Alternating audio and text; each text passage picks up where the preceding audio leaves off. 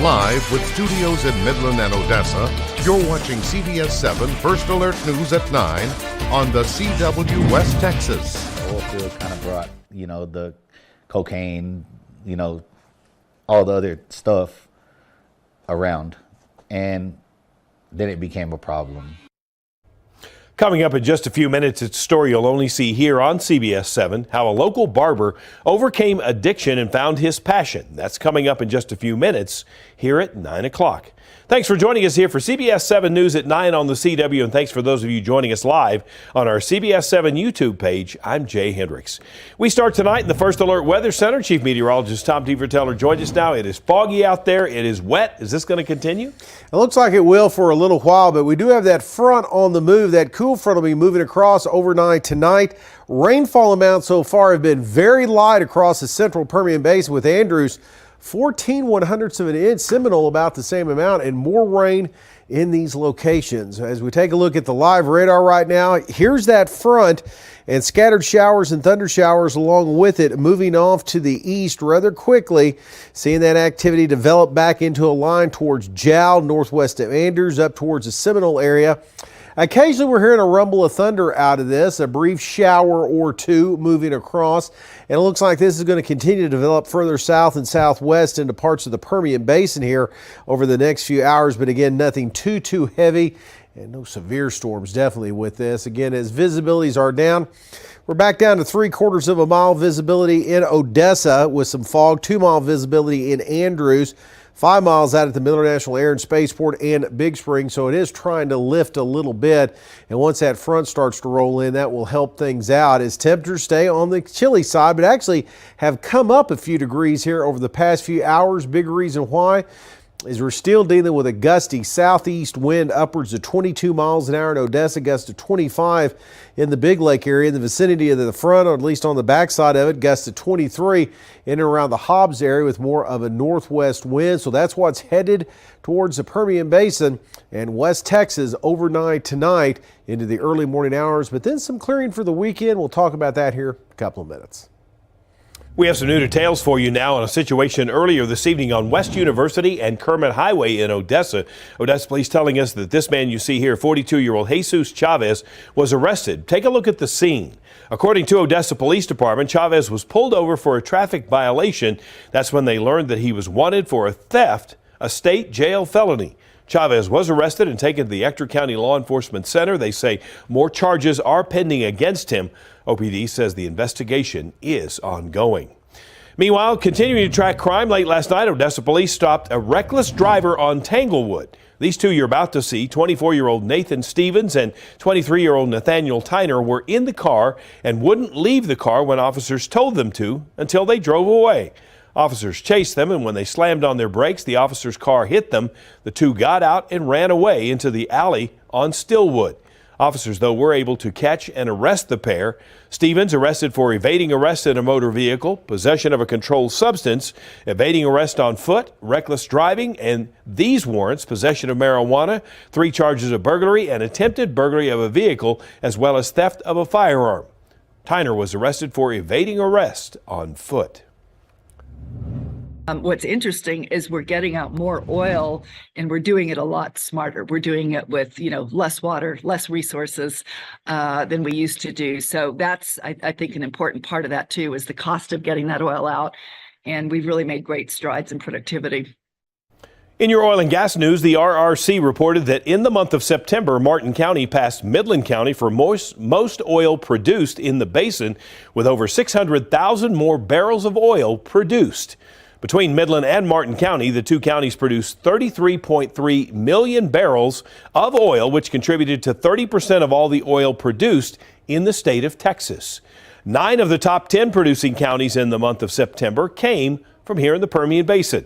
Other counties included in the top 10 were Loving, Reeves, Glasscock, Andrews, and Reagan County.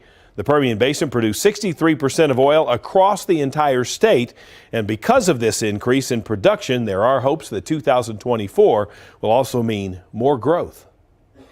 I think a lot could be influenced by announcements in the Middle East and what Saudi decides to do.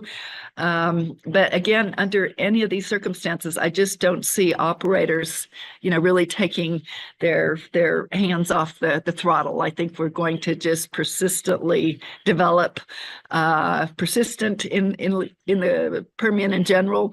I don't see any huge increases or decreases coming forward.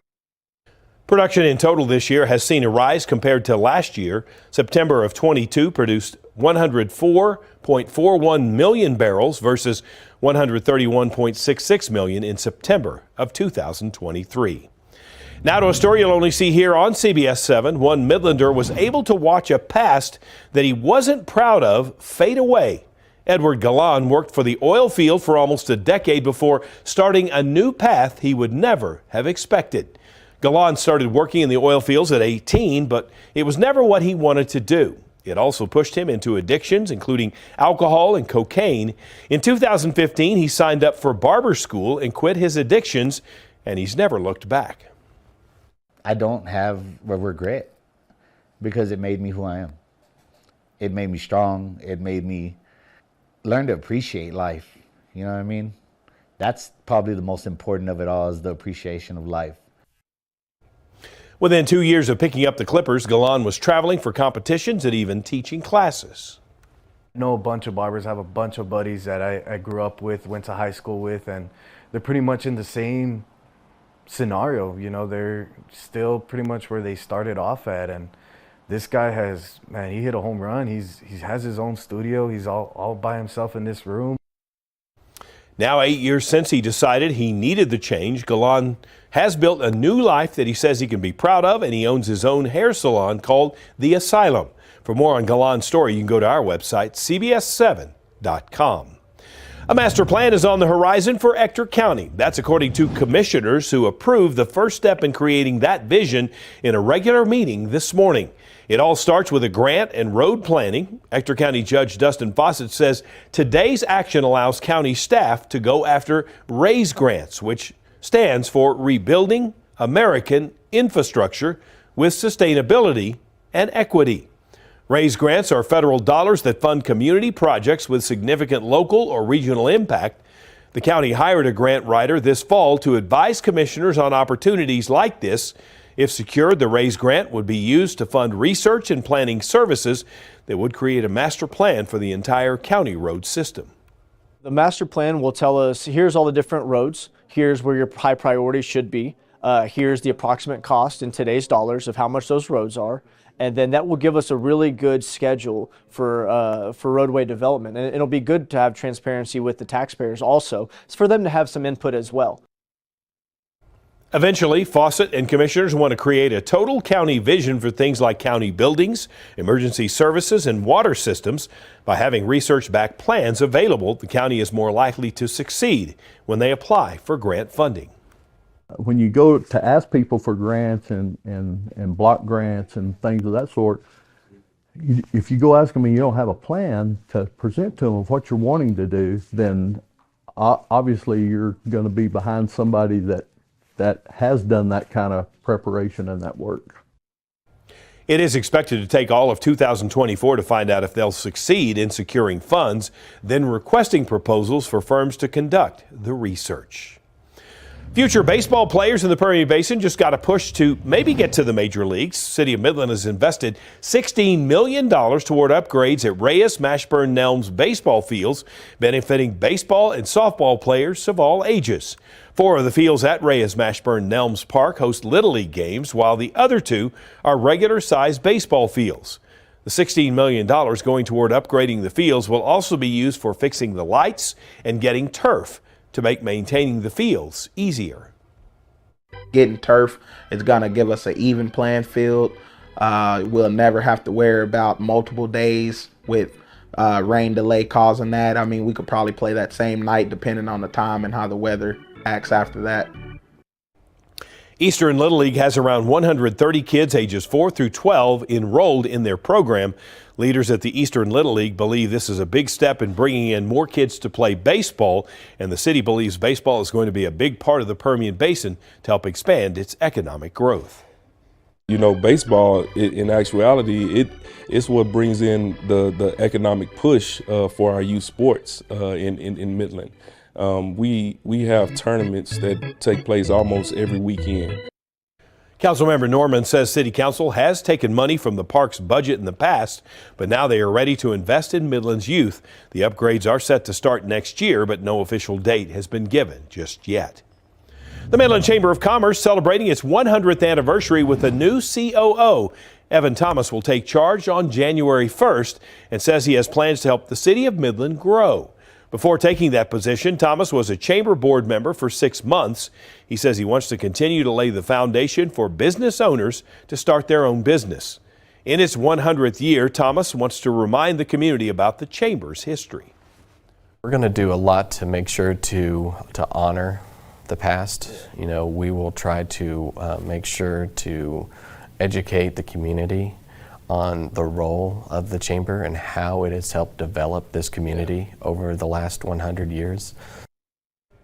The first thing that Thomas says he's going to do as new COO is to host the State of Oil and Gas in late January. We have a traffic alert for you tonight out of Midland. Tomorrow morning from 9 a.m. to 4 p.m. eastbound traffic near Cotton Flat Bridge. The construction site there is narrowed to 1 lane as the construction team makes pavement repairs. And delays, they say, by the way, are expected. TxDOT urges drivers to use an alternate route if at all possible. Now for a look at today's top headlines shown here in real time with real viewers at CBS7.com. You can see all of these stories and more by downloading our app or visiting our website at CBS7.com. Winter weather is upon us, and we want to make sure that you're prepared. We invite you to tune in to CBS 7 next Thursday, December 21st, which is the first day of winter. For Winterize with CBS 7 First Alert Weather Team, we'll have a season futurecast plus tips and tricks on keeping yourself safe.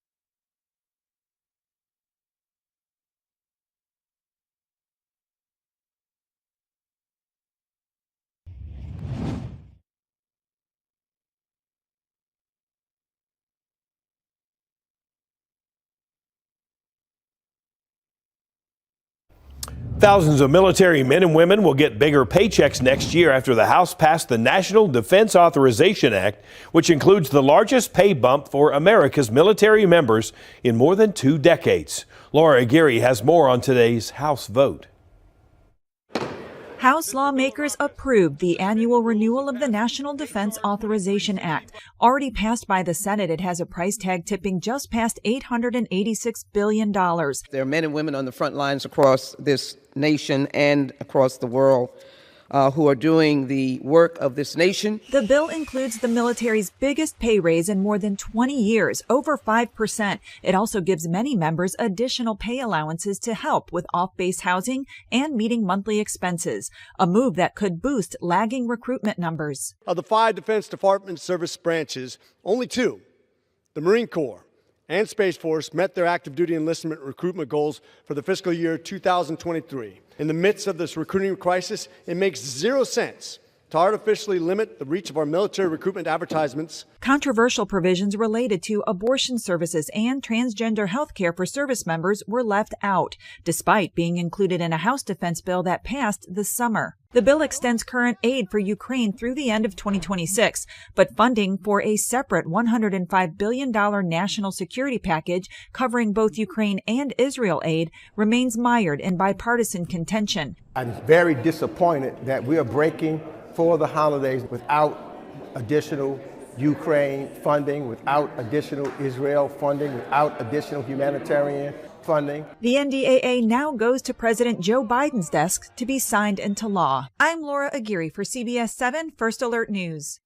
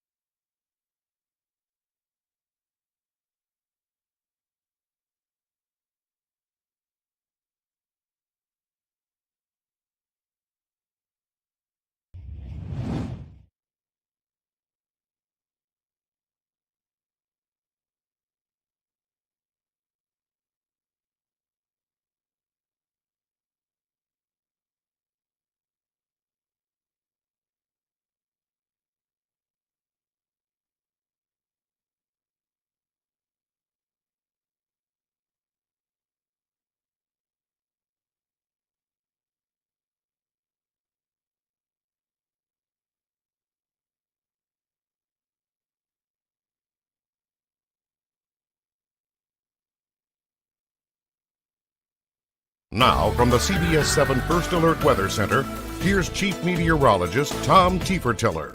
Well, it is another messy night out there, and we're waiting on this front and some rain. But taking a look outside at Starbright Village, not too bad. A little bit of breeze out there at McKinney Park, where the temperatures right now are into the mid-50s, holding steady there. As we take a look at the wide view of the radar, again, seeing that system start to, that cold front, I should say, and that whole storm system starting to move out. Here's the trailing areas, the scattered showers, a few rumbles of thunder mixed in. Nothing too heavy, but expecting that to sweep across the Permian Basin here over the next couple of hours.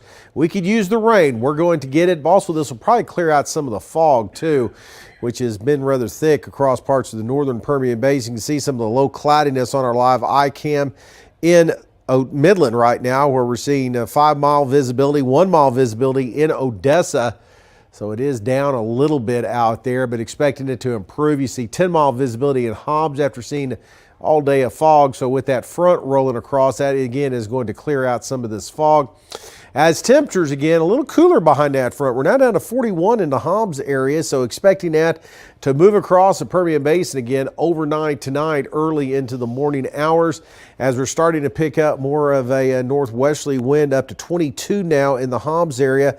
Head of the front, though, we're seeing, again, gusts up to 23 to occasionally 30 miles an hour, so it's a clash of the air masses, kicking off some showers, and there's enough instability where we could see an isolated thunderstorm or two as this whole system lifts out to the north and northeast across portions of the Texas Panhandle. So that's going to be our weather maker here over the next 24 hours. But once we get on the back side of this, a drier northwesterly flow, good looking weekend on the way. Just going to be a little on the cool side. There's the main thrust of the showers and storms moving through the Lubbock area right now, and the tail end just now pushing through parts of the Permian Basin as that whole system is starting to move out to the east right now. And temperatures again are cooler behind that front, seeing them into the 30s still across portions of the Texas Panhandle. Again, seeing these scattered showers, thunder showers move across between now till about 1, 2 in the morning, and then everything clears out for tomorrow, looking for a better day. So wet, a little chilly overnight tonight, some fog early on across the areas. Those winds come around to the west to northwest for tomorrow. So after a chilly start, we're going to stay into the mid to upper 50s with plenty of clearing on the way. And that's the case for the weekend. So looking good for everything you need to do outdoors coming up Saturday and Sunday, or want to do. And then next week, we're going to see a little more of the same with another weak front. So staying cool for the start of the winter season, which is next Thursday, and getting into the Christmas weekend. Another front, possibility a few more rain showers in the forecast, but overall temperatures not too chilly all the way for Santa's visit a week from this coming Sunday. Two local teams are on a hot streak. More on the Odessa Jackalopes and UTPB women's basketball team coming up next at Sports here at 9.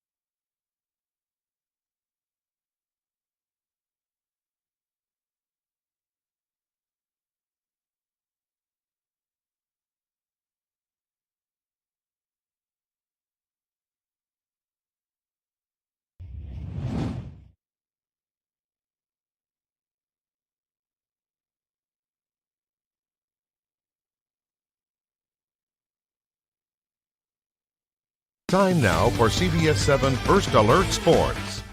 The Odessa Jackalopes are playing at home tonight. The team currently riding a 4-game winning streak. Oh, it was amazing. It was our first sweep of the weekend, especially at home. That's always a great feeling, doing it in front of our fans. And, like you said, we're on a hot streak, and I think we need to keep that going and keep moving up. I think the boys are pretty excited to get home for Christmas, so I think the 3 games, the boys are pretty excited, and kind of a lot at stake too. If we take the 3 games this weekend, then we'll climb up in the standings. So I think it's a pretty big weekend for us. Tonight, by the way, was Thirsty Thursday. Beers were half off and hot dogs only $1. Puck drop was about 7:15 tonight. They're going to play throughout the weekend as well. Tomorrow, another local team will defend its win streak. UTPB women's basketball team has won 3 games in a row. A big part of that is senior Alexis Quadman. Q, as they call her, is averaging a double-double with over 11 rebounds per game. This month, she had a game with 18 rebounds and another with 17 that earned her Conference Defensive Player of the Week. My mindset really is like Coach Ray yelling at me to go in and get a rebound. So every time I just see the ball, I know I have to be a big presence in there and just try to go do what I know, and that's just go grab rebounds. And I don't want to jinx it, but Q is well on her way to becoming the only player to hit 1,000 points and grab 1,000 boards. So it takes numbers like that to get that done, but she's well on her way to accomplishing that. The Falcons play Northern New Mexico tomorrow. That game is at 2 in the afternoon. For more local sports coverage, be sure to tune in tonight to CBS 7 News at 10 o'clock for your First Alert Sports with Jacob Brandenburg.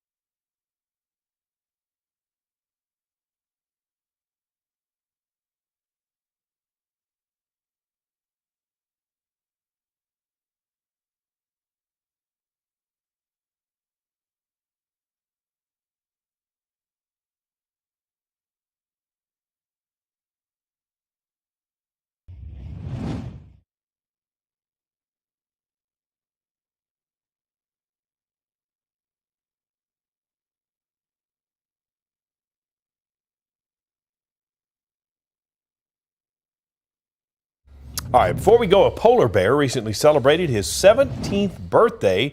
And how do you celebrate when you're in a zoo? You get lots of cold treats, and that's exactly what happened. Look at those. There's all kinds there for this one. This happened at the Brookfield Zoo in Illinois. Video released by the Chicago Zoological Society. The bear's name is Hudson. There you see. Happy birthday, Hudson. The polar bear snacking on savory and sweet ice treats and pawing at a barrel, which the zoo says is one of his favorite enrichment items. Hudson has been a favorite of zoo-goers ever since his arrival at the Brookfield Zoo, the Chicago Zoological Society said, and what a great way to celebrate. I don't know how long these polar bears live in captivity like that, but 17 years seems like a long time. Seems like an older polar bear, but I'm sure I wouldn't want to get near him. I would not want to be near him. Let him enjoy his treat and stay away. Sure, he's a little aggravated. Happy birthday, by the way, Hudson. Yeah, that's right. And he wouldn't like our weather, too warm. Too warm. Too Yeah, he warm likes it right real now cold for them. there. It's a little colder up there in Chicago, but we are going to see a few changes in our forecast. Here comes the cold front and a few scattered showers and thunder showers along with it. It'll be moving through here over the next couple of hours. Nothing too heavy, but some welcome rains and then some cooler air arriving. Quieter conditions just in time for the weekend. All right, Tom, thanks. And thanks for joining us here for CBS 7 First Alert News at 9 on the CW. We have more news coming up tonight at 10.